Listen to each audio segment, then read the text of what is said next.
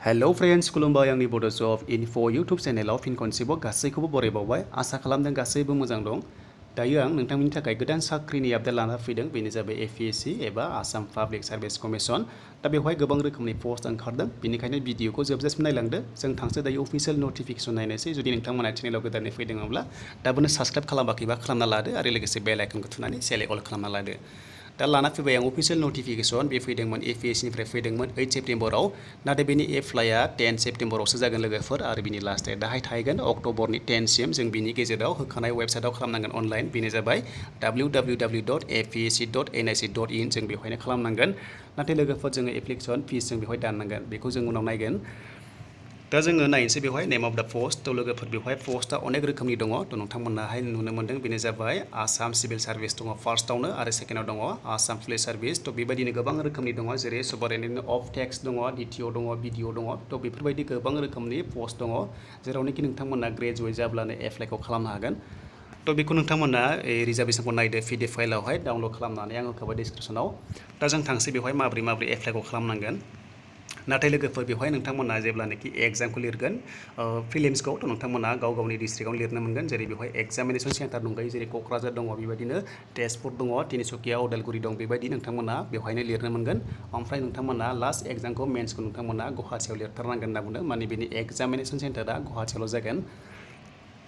दा फैबाय जों लोगोफोर नोंथांमोना बेवहाय नुनो मोनदों पे स्केलखौ नाम्बार 3आव बेवहाय दङ जेनेबा साप'ज आं बेहाय होनसै एक नाम्बारखौ बेनो जाबाय लोगोफोर 30,000निफ्राय जागायनानै 1,10,000 जागोन आरो ग्रेड पेआबो जोबोर मोजां बेनो जाबाय 13,300 पार मान्थ। थ' बेखौ नोंथांमोना नायदो गासैखौबो स्केल पेखौहाय पिडिएफ फाइलावनो दंजोबो। दा जोंना एसे एप्लाइखौ माबोरै खालामगोन थ' नोंथांमोना एप्लाइखौ खालामगोन 10 सेप्तेम्बराव खालामगोन बिनि उनाव लास्ट डेट थाहैगोन 10 अक्ट'बर। जों बिनि गेजेराव अनलाइन एप्लाइखौ खालामनांगोन। दा जोङो एप्लाइ खालामोबा नोंथांमोनाहाय गोनां डकुमेन्ट्सखौ हरफानांगोन जेब्लानोखि लिंक एक्टिभ जागोन नोंथांमोननि थाखाय आं गोदान भिडिअ खालामगोन।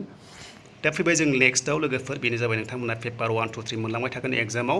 ओमफ्राय जों दायो नायनोसै जोङो फिस दाननांगोन लोगोफोर बेनो जाबाय जेनेरेलाव जोङो 250 दाननांगोन। जुदि एससि एसटि अबिसिब्ला नोंथांमोनाहाय 150 दाननांगोन। जुदि नोंथांमोना बिपिएल केन्डिडेटब्ला नोंथांमोना फिस दाननाङा एप्लिकेसन फिसआ निल जागोन। दा लोगोफोर जों बेखौ नायोब्ला एलिजिबिलिटि कन्डिसनखौ जों नायोब्ला जों आसामनि जाथारनांगोन लोगोफोर आरो लोगोसे जों माने बेवहाय इन्डियान जाबाबो जागोन।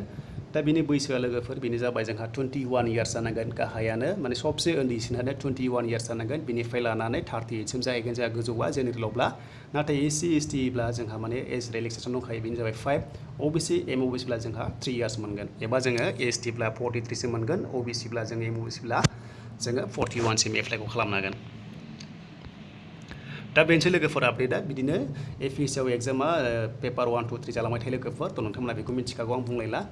दा जों बेखौ दोनथ'बाय लोगोफोर। जुदि नोंथांमोना बेवहाय एप्लाइ खालामनोबा नोंथांमोना ब्लेक एप्लाइथ' नङा लोगोफोर बे जाबाय नोंथांमोना एग्जामखौ लिरनोब्ला अनलि ब्लेक नङाबा ब्लु पेन नोंथांमोना इउज खालामनांगोन होनना बुंदों बेनिखायनो बेखौ गोसोआव लादो।